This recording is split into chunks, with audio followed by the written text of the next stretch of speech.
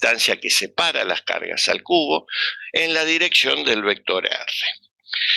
Noten ustedes que esta es una fuerza de interacción entre cuerpos cargados. Es decir, si uno de los dos cuerpos, Q o Q', está descargado, y recuerden que cuando un cuerpo está descargado, eso significa que su carga total es cero, entonces, como verán, si una de estas cargas es cero, la fuerza es cero. Es decir, esta ley gobierna la interacción entre cuerpos cargados. Si un cuerpo de los dos no está cargado, no genera fuerza en el otro. Bueno, y luego vemos que tenemos la constante K, que es una constante numérica positiva, y cuyo valor numérico es 9 por 10 a la 9, y las unidades de medida son el newton por metro cuadrado dividido Coulomb cuadrado. A esta constante es la que se conoce como la constante de Coulomb. Bueno, esta fuerza, recuerden que es la fuerza que actúa sobre la partícula campo debido a la presencia de la partícula fuente. Es decir, es generada en la partícula campo, es decir, su punto de aplicación está en la partícula campo, y es generada por la partícula fuente que está en el origen. Si yo quisiera estudiar el problema inverso, es decir, cuál es la fuerza que actúa sobre la partícula fuente debido a la presencia de la partícula campo, la respuesta a esa pregunta, a ese estudio, me lo da la tercera ley de Newton. Bueno, recuerden que esta fuerza, como toda fuerza, como todo que es un vector, como todo vector, tiene dirección, tiene sentido y tiene su módulo. La dirección de la fuerza está dada por una recta, al igual que la dirección del vector posición R. En este caso, la recta, ambos vectores, la fuerza y el vector posición R, tienen una misma dirección y está dada por la recta que pasa a través de las dos cargas puntuales. En cuanto al signo, es decir, en cuanto a al sentido de esta fuerza, bueno, eso depende de los signos de las cargas. Es decir, yo para averiguar el sentido que va a tener la fuerza, bueno, tengo que fijarme en el signo que tienen ambas cargas en juego. Y entonces nosotros encontramos que si ambas cargas tienen igual signo, es decir, ambas son positivas o ambas son negativas, y bueno, la ley del producto de signos me indica que A va a ser positivo, y si A es positiva, habíamos dicho que la fuerza es repulsiva. En contraposición a esto, si las cargas tienen signos diferentes, es decir, Q es positivo y Q' es negativo, o viceversa, negativo para Q y negativo y positivo para Q', vemos que la ley del producto de signos indica que A es negativo.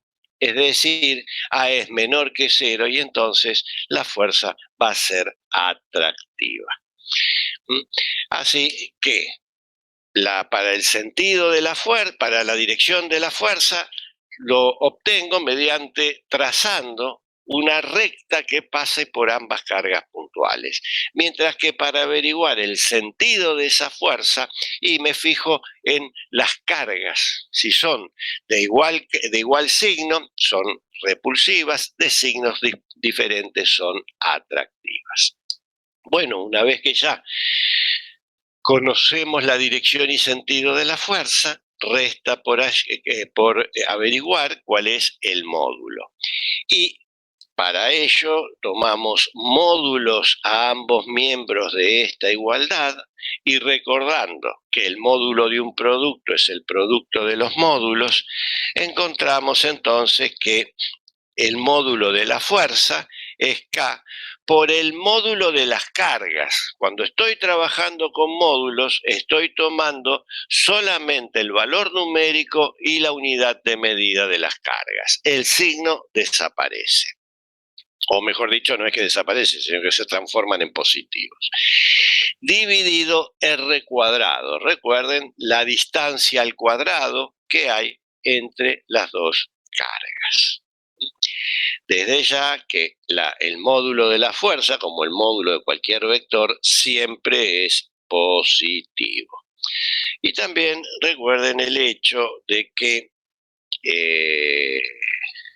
en este caso, esta fuerza tenía una característica importante que habíamos visto, y es el siguiente, que si yo a la partícula campo, es decir, a la carga Q', la muevo conservando la distancia que hay a la partícula fuente, bueno, voy a describir una trayectoria dada por esta línea curva de puntos. Cada uno de esos puntos es una posible posición de la partícula campo y que claramente está a la misma distancia de la partícula fuente. Como se ve, la figura que me queda, la figura geométrica, es un círculo de radio R. Ahora bien, es un círculo porque yo estoy limitado al plano. Si yo la puedo mover a la partícula campo en el espacio, la figura, la región que me va a quedar, es la superficie de una esfera. Es decir, que para todos los puntos de la superficie de esa esfera, que es concéntrica con la partícula fuente, ¿qué significa esto? Que la posición de la partícula fuente y la posición del origen o del centro de esa esfera son coincidentes. Bueno, entonces voy a ver que para todos los puntos de la superficie de esa esfera, la fuerza tiene el módulo de la fuerza tiene el mismo valor. Es decir, se mantiene constante su valor para todos los puntos de esa región. Así es que, como vimos en la clase pasada, cuando una magnitud física como la fuerza tiene una propiedad, como en este caso su módulo, que conserva su valor para todos los puntos de una región, decimos que la magnitud física tiene una simetría. Y en este caso la simetría es una simetría esférica, puesto que la región en donde conservas los valores, donde se mantienen constantes los valores del módulo, es la superficie de la esfera. Bueno, esto ya lo habíamos visto en la clase pasada, e incluso también habíamos visto que cualquier recta que pasa por el origen, es decir, por la partícula fuente, corta la superficie de la esfera en un punto, y esa recta que pasa por el origen de la partícula fuente nos da la dirección en ese punto de la superficie de la esfera, la dirección del vector fuerza.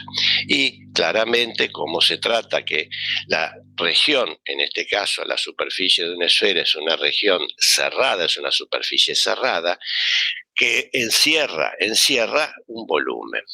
Y entonces, pero más de encerrar un volumen, es una frontera que divide dos regiones, la exterior a la esfera y la interior.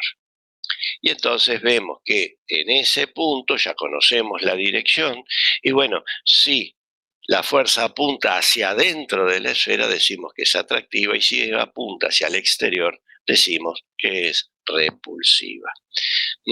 Así, nosotros vemos que que gracias a la simetría podemos nosotros tener una visión geométrica del problema que estamos tratando.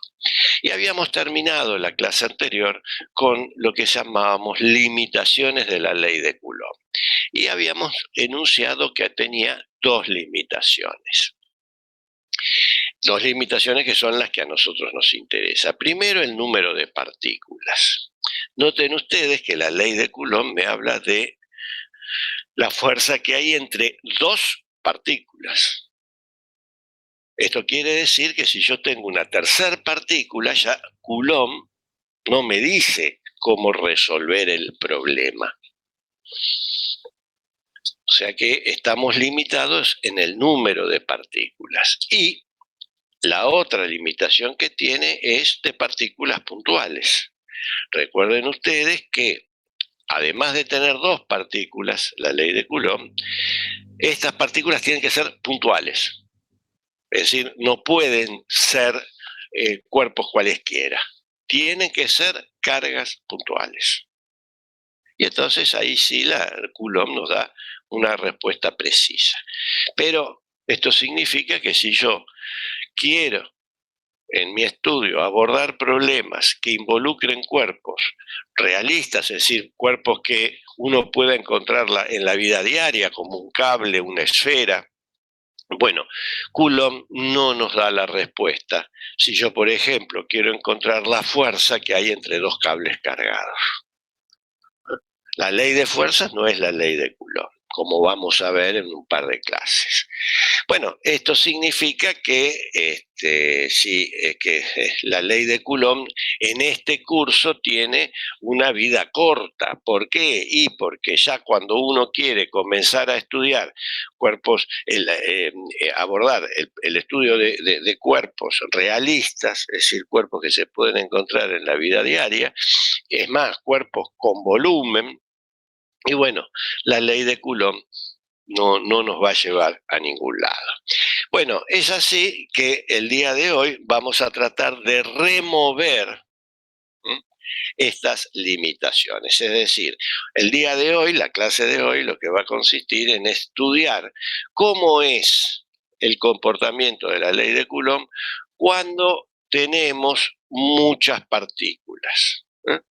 Partículas puntuales, es decir, partículas puntuales cargadas, es decir, cargas puntuales.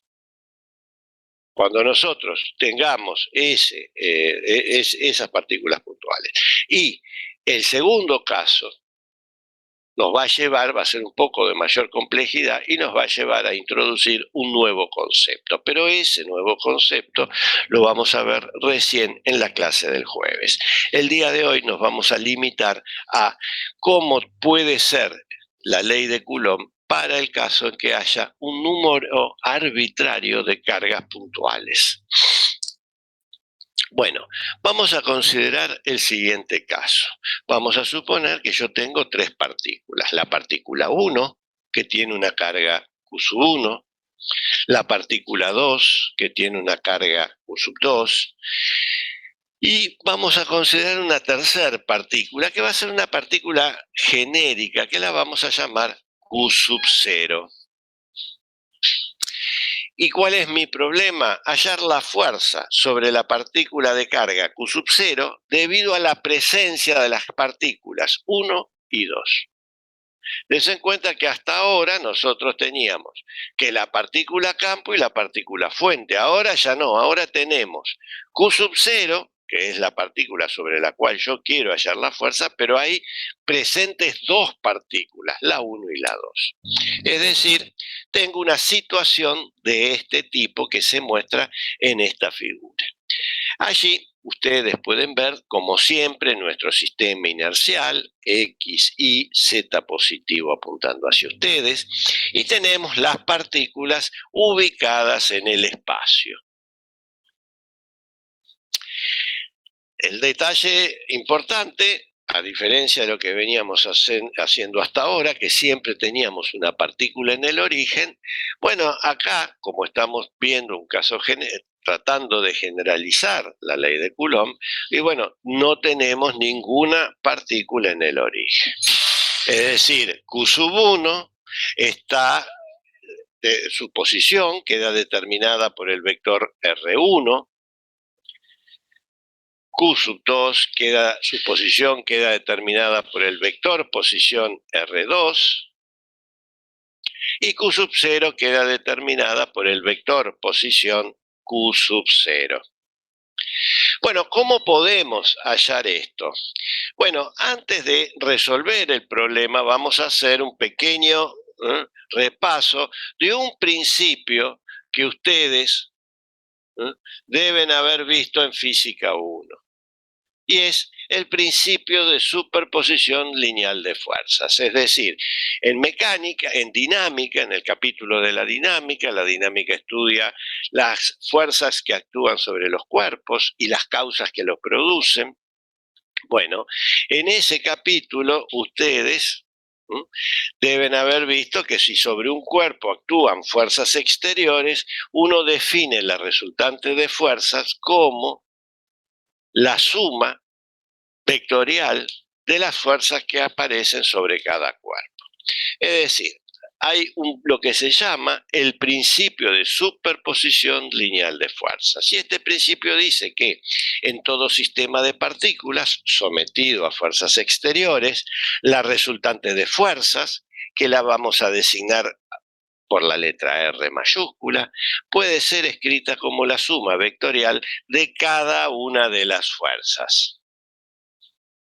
Así, si sobre un sistema de partículas actúan fuerzas externas F1, F2, Fn, tenemos que la resultante de fuerzas R es igual a la fuerza F1 sumada a esto la fuerza F2 y a esta suma se le agrega, bueno, F3, F4, F5, donde todas esas fuerzas están representadas por estos puntos suspensivos. Y finalmente tendremos la última fuerza Fn.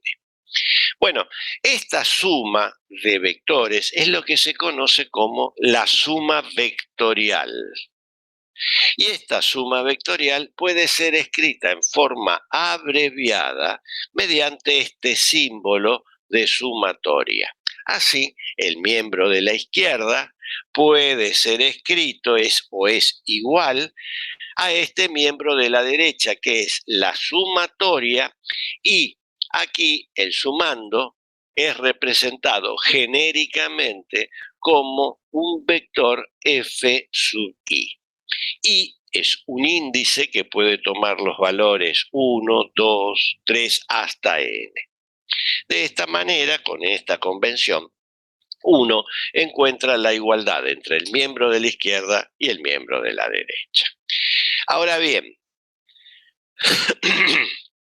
hay un hecho que es importante, que parece quizás tonto, pero es muy importante, y es el siguiente. Noten ustedes que en el primer sumando, el que corresponde a F1, solamente depende de la fuerza F1, no depende de la fuerza F2. Es decir, es como si yo quiero estudiar en particular este sumando, tengo que fijarme en la fuerza F1, como si el resto de las fuerzas no existiese. Esto que les acabo de decir, que parece hasta evidente, bueno, van a ver que es la llave que nos va a permitir resolver nuestro problema. Bueno, para resolverlo, para ya ir a la solución, lo primero que debemos identificar es cuál es la partícula campo y cuáles son las partículas fuente. Ten en cuenta que cuando enunciamos nuestro problema, queríamos averiguar cuál era la fuerza sobre la partícula Q sub 0 debido a la presencia de las partículas 1 y 2. Es así que Q sub 0 será nuestra partícula campo, mientras que las partículas fuentes van a ser la partícula Q1 y la partícula Q2. Además, yo lo que necesito conocer de las cargas Q1 y Q2 es cuál es la posición que tiene Q sub 0 respecto de cada una de las partículas fuentes. Recuerden ustedes que cuando escribimos la ley de Coulomb era la distancia que había entre la partícula fuente y la partícula campo. En aquella oportunidad era sencillo. ¿Por qué? Porque la partícula fuente estaba en el origen. Pero en este problema, en el caso general, en donde las partículas fuentes no están en el origen, y bueno, debemos encontrar los vectores posición no respecto del origen, sino respecto de cada una de las partículas. Así es que se introducen estos vectores R01 y R02. R01 determina la posición de la partícula Q sub 0 respecto de Q sub 1. Y R02 determina la posición de la partícula Q sub 0 respecto de Q sub 2. Bueno, vayamos ahora a las fuerzas que actúan sobre Q sub 0. Bueno, aquí vemos que la partícula 1, Q sub 1, generará en Q sub 0 una fuerza que nosotros llamamos F01. ¿Cuál es la expresión de esa fuerza? No lo sé. La respuesta me la va a dar el principio de superposición. Pero yo sé que esta fuerza tiene que tener la dirección del vector R01, y en este caso he asumido que la fuerza va a ser repulsiva. Por eso el sentido de la fuerza F01 y el sentido del vector R01 son iguales. El sentido. Lo mismo ocurre con la fuerza F02. F02 es la fuerza que aparece sobre la partícula campo Q sub 0 debido a la presencia de la partícula 2. ¿Cuál es su expresión? No la sé, pero en unos minutos la voy a hallar. Y nuevamente, lo que sí yo sé de esta fuerza es que va a tener la misma dirección que el vector R02.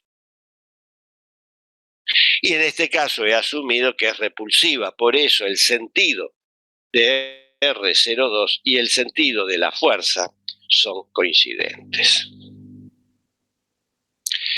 Bueno, vayamos ahora a nuestra suma vectorial. Puesto que tengo dos partículas, acá el principio de superposición me dice que es la fuerza que actúa, la fuerza resultante, que acá la llamo F, es igual a la suma de las únicas dos fuerzas que aparecen sobre la partícula Q sub 0, que son F01 y F02. Y las tengo que sumar, como son dos vectores, la suma es una suma vectorial. Ahora, ¿cómo hallo las expresiones de F01 y de F02? Bueno, noten ustedes lo siguiente, que era lo que yo les decía. F01 depende de la carga de la partícula 0 y de la carga de la partícula Q sub 1. Para nada depende de la existencia de la partícula 2. Es decir, depende de la carga que tiene la partícula campo y de la carga que tiene la partícula fuente, como si la partícula 2 no existiese. Eso era la ventaja que yo les comentaba recién del principio de superposición. El primer sumando depende de la partícula 0 y de la 1, como si la 2 no existiese. Si la 2 no existe y yo tengo entonces dos partículas, la 0 y la 1, yo ese problema sí lo sé resolver, o mejor dicho, Coulomb lo resolvió para mí. Entonces, esta fuerza debe ser una fuerza de Coulomb. ¿Dónde? ¿Qué expresión va a tener? Y va a tener la expresión K por Q sub 0 por Q sub 1, dividido la distancia al cubo, que es R, el módulo del vector R0, 1 al cubo, en la dirección del vector R0. Y ahora me voy al segundo sumando. Nuevamente en el segundo sumando observo que depende de 0 y depende de 2, de la partícula Q sub 0 y de la partícula Q sub 2. No figura la partícula Q sub 1. Por lo tanto, tengo la partícula 0 y la 2. Y nuevamente, si tengo dos partículas, yo puedo. O mejor dicho, Coulomb lo resolvió para mí. F02 la puedo escribir como una fuerza de Coulomb. Bueno, des en cuenta que aquí, K es la constante de Coulomb, Q sub 0 y Q sub 2 son las cargas que tienen la partícula 0 y la partícula 2. Y R02 y R01, ¿cómo los puedo escribir en términos de los vectores posición de cada una de las partículas? Bueno, R01, si uno se fija en este dibujo, R01 lo puedo escribir como R0 menos el vector R1. Y R02 lo puedo escribir como R0 menos R2. Y en general, si yo tengo un vector R y J, lo puedo escribir como RI menos RJ. Noten ustedes cómo es la relación con los índices. Y siempre uno puede seguir la regla que dice que R01 es la partícula campo menos la partícula fuente. Siempre es el vector posición de la partícula campo menos el vector posición de la partícula fuente. Bueno, convención. El primer índice es la posición de la partícula campo, es lo que decía, en tanto que el segundo índice es la posición de la partícula fuente. Bueno, muy bien. Así es que ahora yo conozco los sumandos de mi suma vectorial y por lo tanto puedo hallar esta resultante de fuerzas. ¿Cómo lo puedo hacer? Y bueno, como se hace cualquier suma vectorial, componente a componente. La componente X de la resultante, Fx, será la suma de las componentes X de cada uno de los sumandos. Similarmente, la componente Y, es decir, Fi, es la suma de las componentes Y de cada uno de los sumandos. Y similarmente para la componente Z, es decir, F sub Z, es la suma de las componentes Z de cada uno de los sumandos.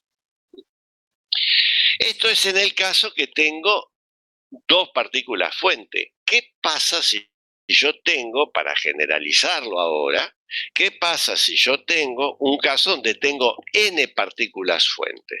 Es decir, una situación como se muestra aquí en la figura, donde nuevamente aparece nuestro sistema inercial XY, Z positivo apuntando para ustedes, y tengo la partícula campo Q sub 0, y tengo una, dos, y lógicamente a los efectos de hacer legible el dibujo, dibujé directamente la partícula n, obviando de dibujar Q sub 3, Q sub 4, Q sub 5, n. N en principio puede ser cualquier número, cualquier número. Después, bueno, lógicamente hay una limitante que es el manejo de esa suma vectorial. Hasta dónde yo la puedo hacer en lápiz y papel y hasta dónde necesitaré de una computadora. Pero eso vamos a hablarlo luego. ¿Cómo resuelvo ahora nuestro problema? Y bueno, sería generalizar lo que hicimos para dos partículas fuentes, generalizarlo al caso de n. Entonces, como siempre, los datos del problema son que la partícula 1 posee una carga Q sub 1, la partícula 2 una carga Q sub 2. Esta línea punteada representa como puntos suspensivos, donde ahí estará que la partícula 3 tiene carga Q sub 3, la 4 Q sub 4, y en general la partícula n tendrá una carga Q sub n. Y como antes, R01 es R0 menos R1, es decir, campo menos fuente, R02 es R0 menos R2, y en general R0n es R0 menos Rn. Entonces, aquí hemos marcado con distintos colores, conservando lo que habíamos visto en la figura anterior. El azul es R01 y es la fuerza que la partícula 1 hace sobre la partícula 0. En rojo aparece la fuerza F02, que es la fuerza que hace Q sub 2 sobre Q sub 0, como si 1 no existiese. Y acá hemos introducido F0n,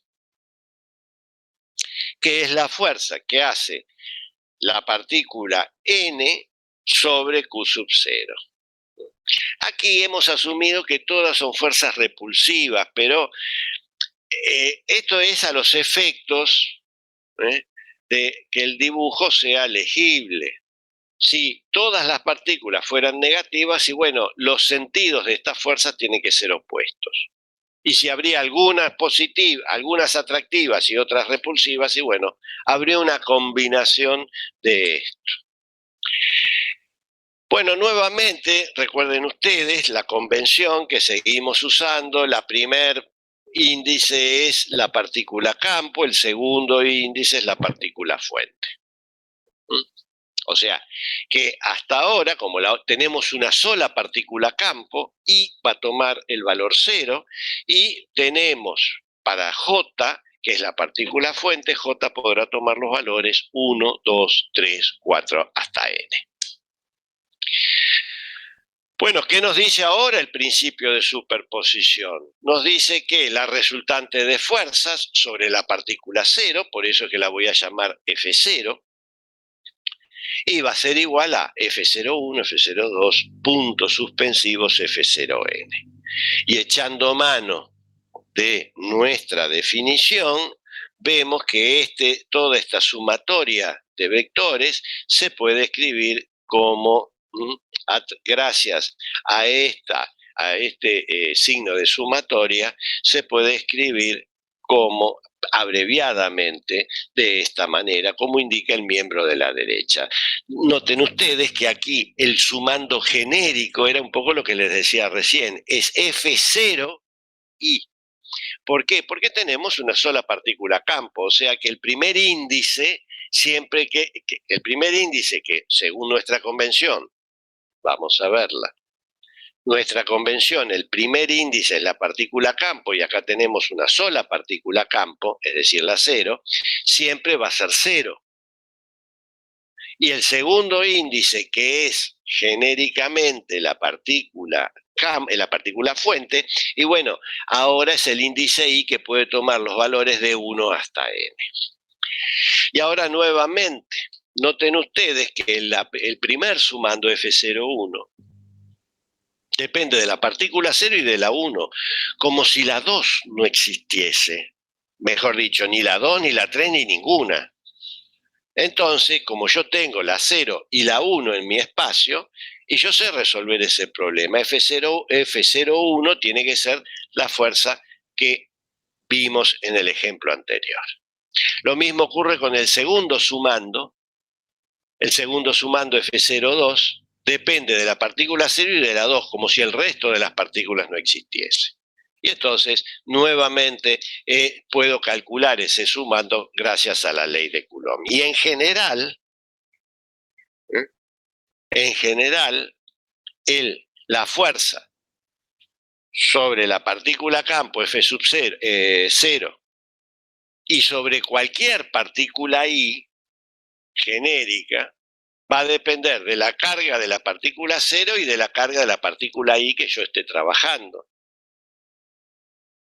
Como están esas dos y el resto no existe, la puedo escribir como una ley de Coulomb, de la forma K por Q sub 0 por Q sub I, dividido el vector R0i al cubo en módulo por el vector R0i.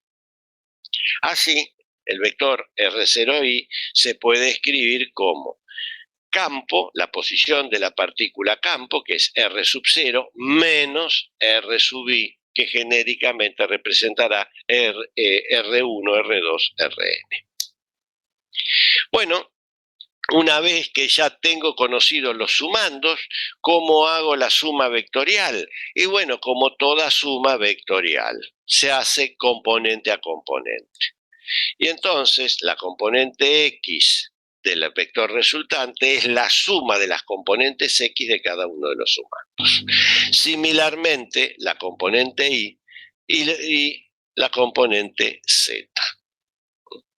De esta manera, como ven, gracias a la ley de Coulomb y al principio de superposición de fuerzas, nosotros hemos removido el condicionamiento del número de partículas. Ahora, si yo tengo un sistema de partículas, del número que fuere,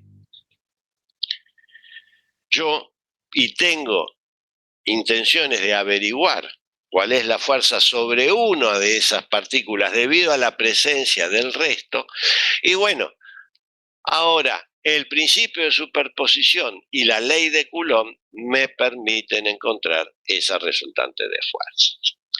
Muchos pensarán, después de haber escuchado y ver también la presentación, de que este problema, resolver un problema de este tipo, es un problema de álgebra vectorial formidable. Sin embargo, esto es pura y exclusivamente formal. En física, como en matemática, hay que ser formal para escribir las cosas. ¿Qué significa esto? Que cuando yo tenga un problema, el método operacional no requiere del uso de vectores posición relativos a otras partículas, que podría sí llegar a ser un problema, no digo complejo, pero sí laborioso. Para eso, para ver reafirmar lo que estoy diciendo, es decir, para ver que operacionalmente uno puede elegir otros métodos, vamos a ver un sencillo ejemplo. Aquí, en mi sistema inercial, tengo ubicadas las partículas Q sub 0, Q sub 1 y Q sub 2. Estas están ubicadas en los vértices de un triángulo equilátero. Recuerden que un triángulo equilátero es aquel triángulo en donde sus lados tienen la misma longitud. Y también recuerden que los ángulos interiores en un triángulo equilátero es 60 grados. Esto es consecuencia de que la suma en todo triángulo plano, la suma de los ángulos interiores es 180. Como los tres ángulos son iguales, sería cada ángulo es la tercera parte de 180, es decir, 60 grados. Bueno, tengo las partículas ubicadas en los vértices de este triángulo rectángulo, como se ve en la figura. Y voy a analizar el caso en donde Q sub 1 es menos Q. Es decir, lo que me está diciendo eso que Q sub 1 tiene un signo negativo, la carga Q sub 1 es negativa, y tiene su valor numérico y sus unidades de medida están dadas por Q. Q sub 2 es más Q. Esto significa que Q sub 2 tiene signo positivo y tiene el valor numérico y la unidad de medida igual que Q sub 1. El signo no, pero la unidad de medida y el valor numérico es igual al de Q sub 1. Y finalmente la partícula Q sub 0, que también es más Q, es decir, tiene carga positiva y su valor numérico y unidades de medida son iguales a las de Q sub 2 y también iguales a las de Q sub 1. El valor numérico y la unidad de medida, los signos no. Bueno, y como antes, yo estoy interesado en averiguar la fuerza que aparece sobre Q sub 0 debido a la presencia de Q sub 1 y Q sub 2. Bueno, vamos a resolver este problema. Lo primero que tengo que hallar yo, es decir, lo primero que tengo que hallar es los sumandos de mi suma vectorial, es decir, F01 y F02. ¿Cómo hallo F01? Bueno, como F01 va a depender de la partícula 0 y de la partícula 1, yo sé que F01 va a tener una dirección, porque es un vector. ¿La dirección cuál va a ser? Y va a ser la de una recta que pase por la partícula 0 y por la partícula 1. Bien, ¿cuál va a ser el sentido? Y me fijo en el signo que tiene Q sub 0 y que tiene Q sub 1. Como recién me dijo el enunciado, Q sub 0 es positiva, Q sub 1 es negativa, por lo tanto va a haber una fuerza, como los signos son alternados, va a ser una fuerza, alternados, son diferentes, los signos, la fuerza va a ser atractiva. De ahí es que F01, que tiene un punto de aplicación en la partícula campo, tiene esta dirección y sentido.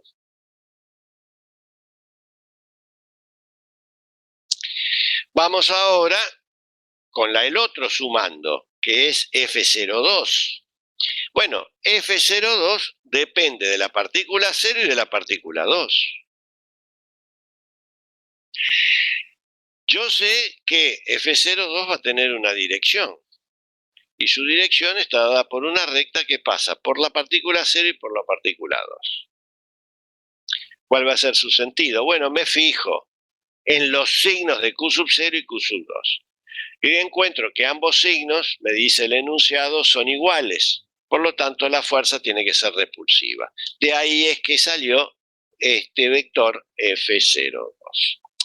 Así, observamos que Q sub 0 está sometida a dos fuerzas, F01 que tiene esta dirección y sentido y F02 que tiene esta dirección y sentido. Y ahora yo tengo que hacer la suma vectorial de estas dos fuerzas. Pero para hacer esa suma vectorial debo encontrar, tengo que encontrar las componentes. Para encontrar las componentes voy a buscar, a dibujar un sistema auxiliar, que en este caso es X' y'. Es un sistema cartesiano. Para hacer una suma vectorial, no necesito de un sistema inercial. Si uno lo tiene, echa mano, pero si no, con un sistema cartesiano alcanza.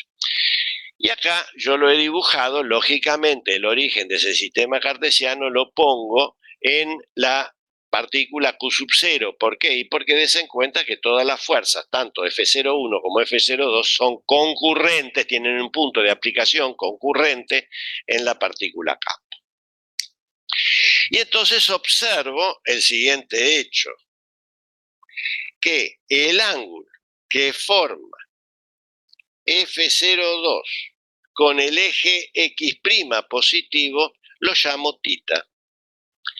Y también encuentro que el ángulo que hace F01 con el eje positivo X' también es tita, es igual al anterior. Ambos ángulos son iguales.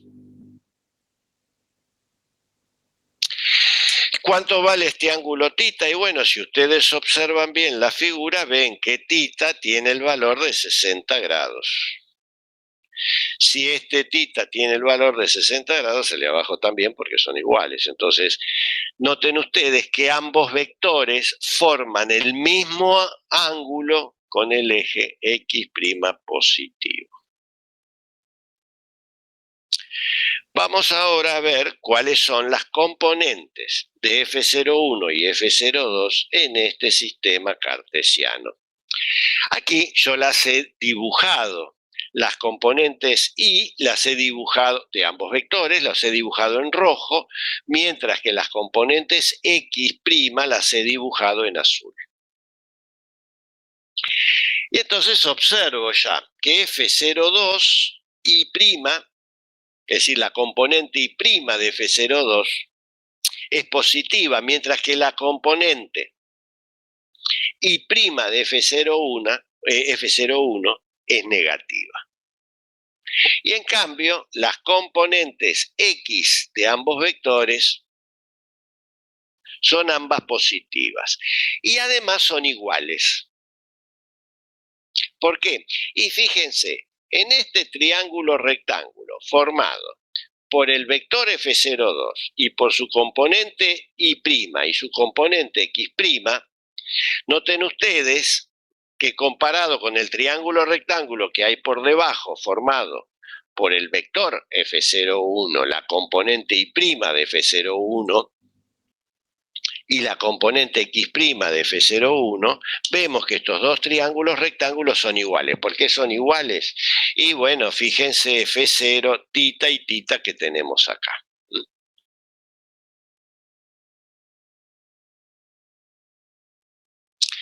Bueno, vamos a ver, ya tengo las componentes, tendría que hacer la suma vectorial. F01, ya sabemos, es la fuerza que aparece sobre la partícula 0 debido a la 1. Y F02 es la fuerza que aparece sobre la partícula 0 debido a la presencia de 2. La componente X' de la resultante, ¿qué será? Y la suma de las componentes X'. Y lo mismo ocurre para las componentes Y'. Noten ustedes que ahora conocemos la dirección y el sentido de la fuerza, falta conocer el módulo de la fuerza. ¿Sí? ¿Cuánto vale el módulo de la fuerza? ¿Cuánto vale el módulo del vector F01? Y F01 es el módulo del vector F01, que es de la ley de Coulomb. Y entonces es igual a K por el producto del módulo de las cargas dividido la distancia R01 al cuadrado. En tanto que F02 es K por el producto del módulo de las cargas Q sub 0 y Q sub 2, dividido R02 al cuadrado. Pero resulta ser que R01 y R02 es igual a L, el lado del triángulo, porque las distancias que hay, como las partículas están ubicadas en los vértices de un triángulo equilátero, entonces las distancias entre partículas es siempre L. Y entonces concluimos que el módulo de F01 y el módulo de F02 son iguales. ¿Por qué?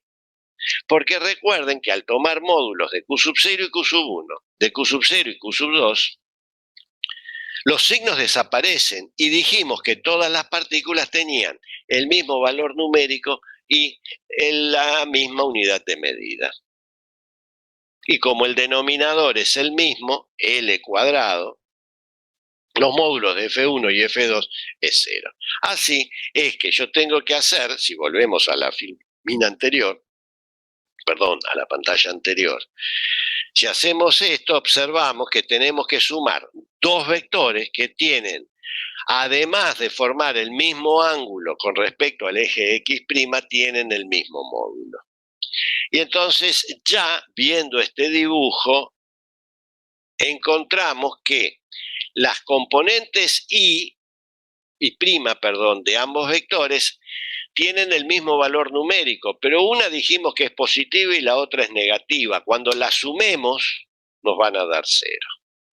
Así es que observamos nosotros que la componente y prima, dado que los módulos son iguales, es la componente y prima de F01 es negativa porque vemos que apunta hacia abajo, que no es que apunta hacia abajo, sino que cae sobre el eje y prima negativo y es el módulo de F1 por el seno de tita. ¿De dónde apareció este seno de tita? Bueno, era lo que yo les decía, en este triángulo rectángulo, en el que está aquí abajo formado por el vector F01, la componente y la componente X, noten ustedes que la componente Y es el cateto que se opone al ángulo tita. De ahí es que aparece el seno de tita. Y la componente Y' de F02 es el módulo de F02 por el seno de tita. Como tita es el mismo en ambos triángulos y los módulos también lo son, resulta, y una es positiva y la otra es negativa, cuando quiera hallar, cuando la sume para hallar la componente y prima de la resultante, estas me van a dar 0. Bueno, ¿qué hacemos para la componente X'?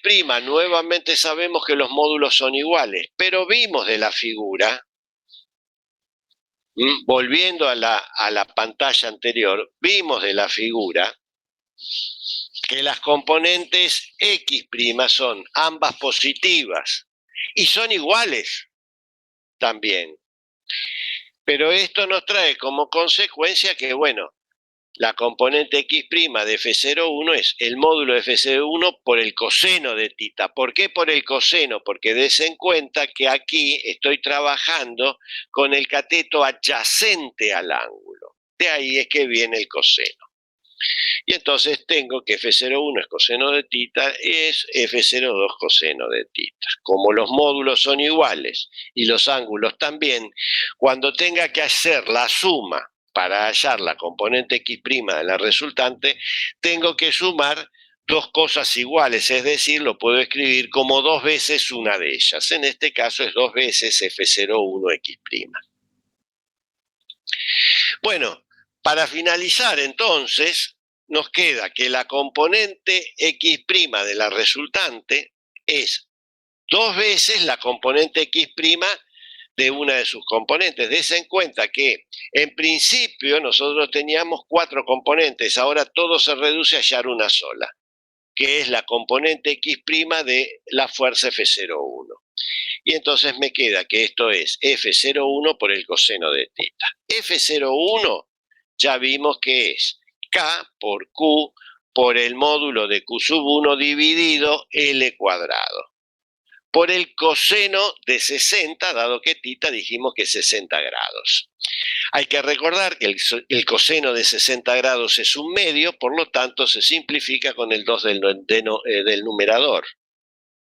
Y entonces tenemos que el vector resultante tiene una sola componente que es la y.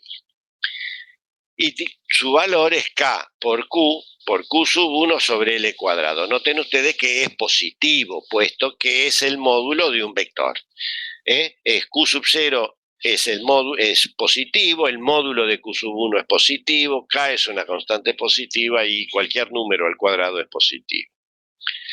Ahora, recordando que q sub 0 y q sub 1 son de igual valor numérico y igual unidad de medida, el producto q sub 0 por q sub 1 lo puedo escribir como q cuadrado. Y entonces tengo que el módulo del vector resultante es k por q cuadrado sobre l cuadrado en la dirección del vector x. De ahí es que nuestro problema ahora, si queremos en nuestro dibujo original dibujar la resultante de fuerzas, luce como lo que se ve.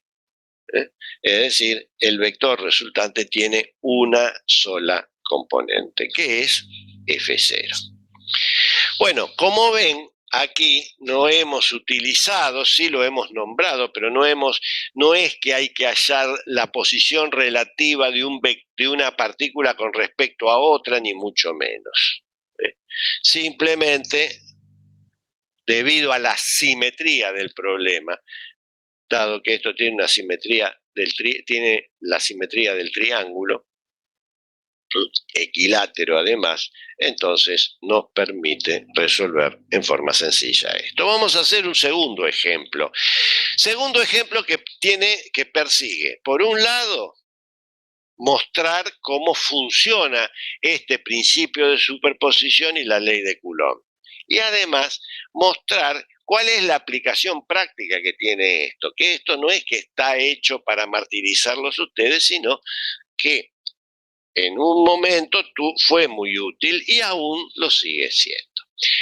Veamos lo siguiente, volvamos a nuestro sistema inercial, X, Y, Z positivo apuntando para ustedes.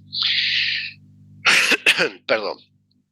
Y acá, en este ejemplo, tengo también un triángulo equilátero y en cada uno de los vértices de este triángulo equilátero he colocado una partícula Q sub 0,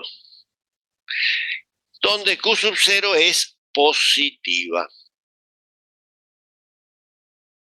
Es decir, en los vértices de este triángulo rectángulo he colocado una partícula Q sub 0 positiva.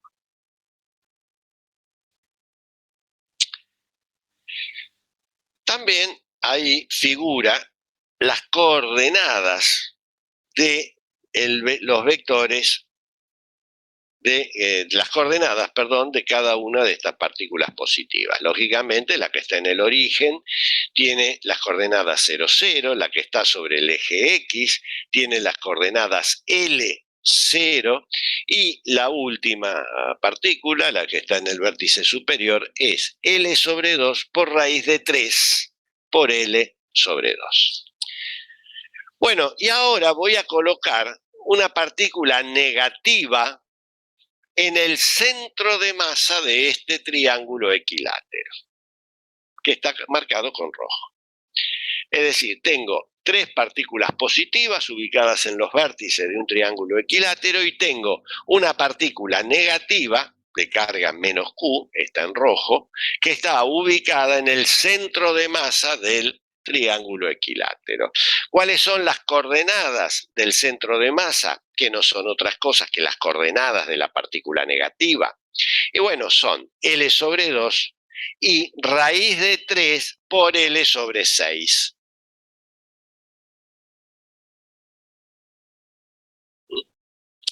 Siendo L, claro está la longitud de las partículas. Perdón, la longitud del triángulo rectángulo.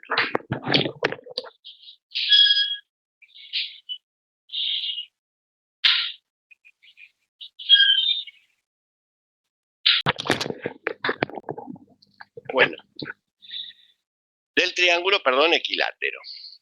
Bueno, vamos a ver, recuerden ustedes que lo primero que tenemos que encontrar, puesto que yo quiero averiguar cuál es la fuerza sobre la partícula negativa debido a la presencia de las tres partículas positivas, ahora fíjense, la partícula campo es la partícula negativa y las partículas fuentes son las tres partículas Q sub 0.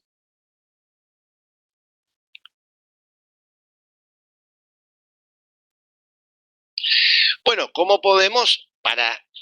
Ya sabemos que tenemos que escribir cuáles son las direcciones y sentidos de las fuerzas que aparecen sobre la partícula negativa. Y el punto está en averiguar cuál es la distancia que hay desde cada una de las partículas Q sub 0 a la partícula negativa.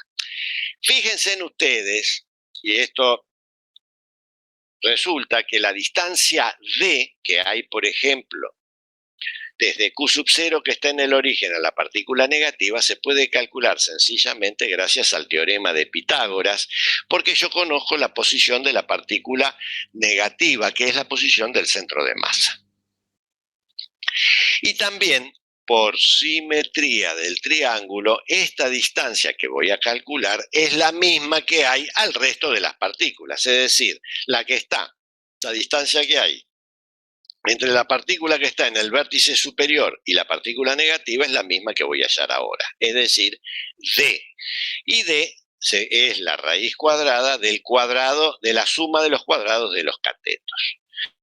Si uno hace la cuenta, encuentra que D es L dividido la raíz de 3.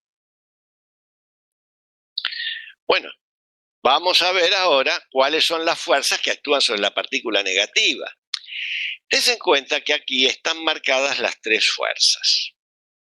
¿Por qué tienen la misma letra? Bueno, cuando yo tome módulos para hallar cada una de esas fuerzas, los módulos de cada una de estas fuerzas van a ser iguales. ¿Por qué van a ser iguales? Porque des en cuenta que en cada una de las fuerzas está la carga Q', la carga menos Q, que al tomar módulos queda como Q, y la carga Q sub 0. Y además, como la distancia que separa la carga negativa a cada una de las cargas Q sub 0 es la misma, tengo que los módulos de las tres fuerzas son iguales. Y como además veo por la figura que el ángulo que forma cada una de las fuerzas entre ellas es de 120 grados, la resultante de fuerzas va a ser 0. Es decir, que sobre la partícula negativa no hay fuerzas. Mejor dicho, no es que no hay fuerza, no hay resultante de fuerza. Fuerzas hay, pero su resultante es nula. ¿Qué trae como consecuencia esto? Que la partícula negativa está en equilibrio en este sistema. Es decir, que si yo tengo tres partículas positivas de igual valor numérico, igual signo, igual valor numérico e igual unidad de medida, y coloco en el mismo plano, coloco una partícula negativa, la partícula negativa está en equilibrio.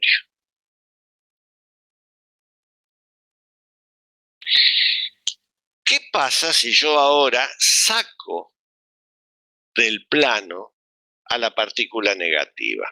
Voy a tener una situación como esta. Esta es una vista en perspectiva. A ver, yo tengo Q sub 0, las tres cargas positivas Q sub 0, que están en un plano, en los vértices de un triángulo equilátero, y ese triángulo equilátero está apoyado en el plano XY. Y la carga negativa la desplacé a lo largo del eje Z una cierta distancia que la vamos a llamar Z. Esto es lo que se ve en la figura de la izquierda, lo que está marcado como A. ¿Qué va a ocurrir sobre la partícula negativa? Bueno, lógicamente aparecerán fuerzas. Fuerzas que están marcadas aquí en la parte B, en la figura B. También estas fuerzas tienen la misma letra. ¿Por qué? Porque sus módulos son iguales. ¿Por qué? Y bueno, porque involucra las mismas cargas y además porque están a la misma distancia. La negativa está a la misma distancia de cualquiera de las tres partículas. De ahí es que tenemos que la resultante de fuerzas no va a ser cero. Va a ser cero la componente X y la componente Y, pero la componente Z no va a ser cero. Va a ocurrir una situación como se ve acá. Imagínense que yo ahora, discúlpenme que haya cambiado tan rápido, a la figura B la observo con el eje X positivo apuntando hacia mí. ¿Qué es lo que voy a observar? Y voy a observar una situación de este tipo. La carga negativa está a una distancia Z a lo largo del eje Z. Acá hay una distancia D que hay entre el centro de masa, que es el origen ahora del sistema inercial, y la carga Q sub 0. Y tengo que esta distancia la llamaré L. La componente Z de esta fuerza será negativa, porque des en cuenta que este vector F apunta hacia las Z negativas, negativo por el módulo de F por el coseno del ángulo θ. Se observa que este ángulo es θ. ¿Cuánto vale el módulo de F? Bueno, en general va a valer K por Q sub 0 por Q en módulo por L cuadrado. L cuadrado es la hipotenusa de este triángulo rectángulo. ¿Cuánto vale el coseno de θ en el mismo triángulo rectángulo? Y el coseno de θ es cateto adyacente Z dividido en la hipotenusa L. Por lo tanto, Fz, la componente Z, es menos K por Q, por Q sub 0 por Q, dividido L cubo, porque tengo L cuadrado del módulo de la fuerza y L del coseno de θ, me queda L cubo por Z. Recuerden que L, la hipotenusa, es D cuadrado más Z cuadrado al 1/2. Al cubo me quedará la 3/2. Pero esta es la fuerza, la componente Z de una de las fuerzas, pero yo tengo 3. De ahí que me aparece que la resultante no nula es 3 veces Fz. Es decir, es menos K por 3 Q sub 0Q dividido L cubo, que es D cuadrado más Z cuadrado a la 3/2 por Z. Noten ustedes que ahora tengo una resultante no nula, que tiene solamente componente en Z. ¿Qué va a producir esta resultante no nula sobre la partícula Q', sobre la partícula, perdón, menos Q sobre la partícula negativa? Y bueno, si hay una fuerza, habrá una aceleración. ¿Y qué tipo de movimiento va a aparecer? Bueno, vamos a ver. Para ello vamos a hacer una aproximación. Vamos a suponer que D, que es la distancia que hay desde el centro de masa a cada una de las partículas Q sub 0, D, vamos a suponer que es mucho mayor que Z. Recuerden que Z era el desplazamiento que habíamos hecho de la partícula negativa a lo largo del eje Z. Si D es mucho mayor que Z, quiere decir que D cuadrado más Z cuadrado va a ser aproximadamente D cuadrado, porque D es mucho mayor que Z, o sea que esta suma prácticamente va a ser D cuadrado, que D cuadrado a la 3/2 es D cubo. De ahí nos queda que la resultante se va a poder escribir de la forma menos K por Z, donde K es K, la constante de Coulomb, por 3 por Q sub 0 por Q dividido D cubo, que es constante. Es decir, la resultante de fuerzas es de la forma menos K por Z. En general, ustedes en Física 1 han visto cuál es el movimiento de una partícula que está sometida a una fuerza del tipo menos K por X, que se la llama fuerza de restitución. El movimiento es un movimiento armónico simple. Así, la partícula con carga negativa ejecuta un movimiento armónico simple. Si su masa es m, la frecuencia de vibración que tiene la partícula negativa va a ser omega cuadrado es k sobre m. Recuerden que omega cuadrado es lo que se conoce como la frecuencia angular, que es 2pi veces la frecuencia. Y entonces tenemos que la frecuencia de ese movimiento angular, que efectúa la carga negativa, es 1 sobre 2pi por la raíz cuadrada de k sobre m. ¿Qué unidades tiene la frecuencia? Recuerden, la frecuencia tiene unidades de la inversa del segundo, 1 sobre segundo. También la van a encontrar en algunos libros como ciclos por segundo. No está mal, pero en realidad la unidad, no está mal, pero la unidad es 1 sobre segundo. Ciclos es como decir revoluciones, no. Son vueltas, sí, pero no, en general es 1 sobre segundo. Y a esa unidad 1 sobre segundo se la llama Hertz en honor a Gustav Hertz, que fue el físico alemán que descubrió experimentalmente la existencia de las ondas electromagnéticas. Y esa unidad, Hertz, se abrevia con HZ. Van a encontrar libros en donde es H minúscula Z y otros libros que es H mayúscula Z. Elijan el que más le guste. Ambas se utilizan indistintamente. Lo importante es que el Hertz representa unidad de 1 sobre segundo. Para que tengan, por ejemplo, idea, las unidades de Hertz, por ejemplo, el microondas funciona con la frecuencia de vibración de la molécula de agua, eso es 17 gigahertz. Y acá también hay una frecuencia de vibración. Es decir, ¿qué representa todo esto? Los Q sub 0, la partícula negativa, el centro de masa. Bueno, imaginemos que tenemos 3 hidrógenos, es decir, 3 elementos electropositivos.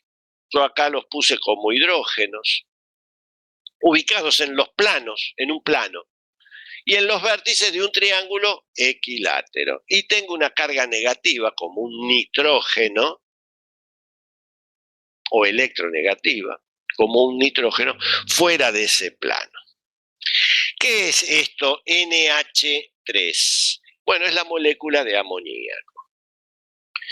La molécula de amoníaco tiene un espectro de vibración que está en el orden de las microondas. Nunca se podía entender por qué esta molécula tenía ese tipo de espectro. Bueno, gracias a este modelo muy sencillo que hemos acabado de realizar, se pudo explicar de que el nitrógeno estaba por fuera de ese plano y que entonces efectuaba un movimiento armónico simple. Alguien se tomó el trabajo de calcular la frecuencia, esta que nosotros hemos introducido ahí, y entonces se pudo explicar el espectro de vibración de la molécula de amoníaco.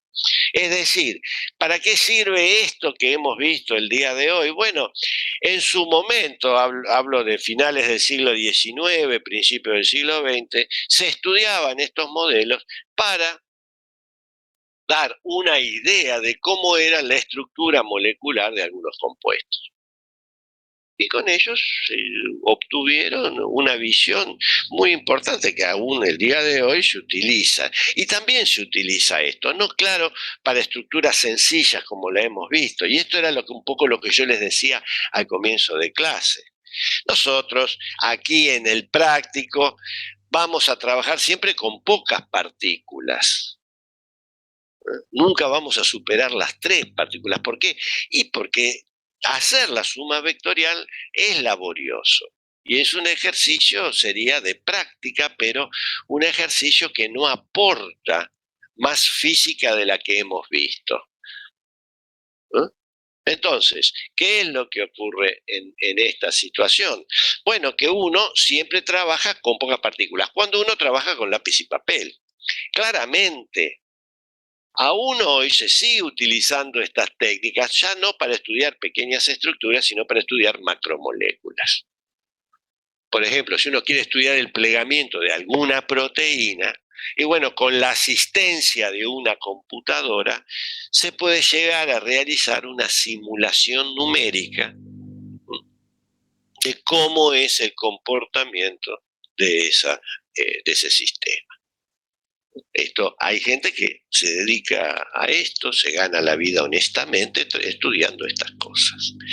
Bueno, con esto nosotros hemos cumplido en remover el primer condicionamiento que hemos enunciado de la ley de Coulomb, y es aquel que proviene del número de partículas. Noten ustedes que si ahora ya tenemos un sistema de partículas puntuales cargadas, recuerden que las partículas tienen que estar cargadas, porque si no esto no funciona. Es decir, estamos todavía con las cargas puntuales, pero ya si tengo más de dos partículas puntuales o cargas puntuales, si tengo más de dos cargas puntuales, yo ya sé cómo se resuelve mi problema.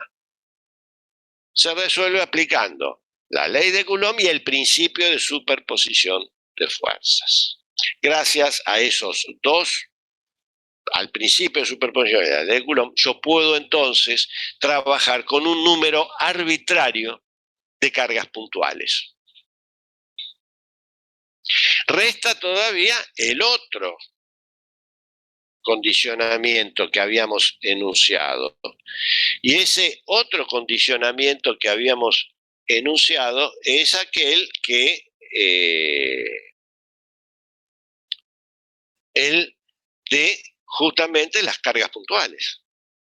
Nosotros todavía seguimos anclados a las cargas puntuales. Recién la clase que viene vamos a introducir un nuevo concepto que es la llave que nos va a permitir abordar cuerpos reales, es decir, cuerpos, no, digamos, cuerpos que ya dejan de ser cargas puntuales. Y eso nos va a llevar a un concepto más bien abstracto, un concepto que no lo vamos a entender de un día para el otro. Y es el concepto de campo eléctrico o intensidad de campo eléctrico. Algo de la intensidad de campo hemos hablado nosotros cuando hablamos de gravitación. Ahí tiene una interpretación sencilla, física, que es mucho más sencilla. Es el hecho de que es una aceleración de la gravedad, y entonces esto nos podía ayudar a dar una visión de la intensidad de campo gravitatorio.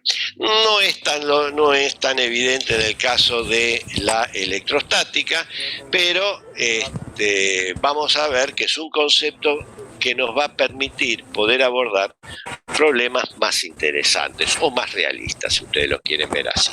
Bueno, no quiero sacarles más tiempo, ahora van a hacer un descanso y seguramente van a comenzar hoy con el práctico número 1, lógicamente con el problema 1. Hoy van a tener un práctico corto debido a que van a poder hacer con la teoría que tienen 3 problemas, el 1, el 2 y el 7.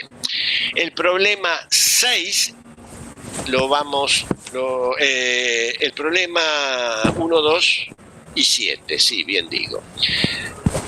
Luego, el miércoles, ya van a poder hacer el resto de los problemas, y recién la práctica la van a terminar el martes 20. El martes 20 recién estarán en condiciones de terminar el práctico 1. Esto se los digo a los efectos de que, terminado el práctico 4, a la semana viene el parcial. El problema 6 del práctico 1 no lo van a hacer, yo lo voy a hacer en la teoría, así que no se preocupen, y el resto de los problemas seguramente tendrán la asistencia del instructor Carlos Pinzón, con el cual hoy tendrán la primera clase. Bueno, alumnos, no quiero sacarles más tiempo, me despido de ustedes hasta el jueves a las 9 horas, en oportunidad que vamos a ver la clase 4, que es la definición de campo eléctrico. Antes de despedirme, quiero decirles que esta clase 3 la van a tener en su casilla de correo antes del mediodía. Bueno, alumnos, ha sido un gusto haber pasado la mañana con ustedes. Me despido hasta el jueves a las 9 de la mañana. Hasta el jueves, alumnos. Chao, profe. Chao, profe. Kalau pada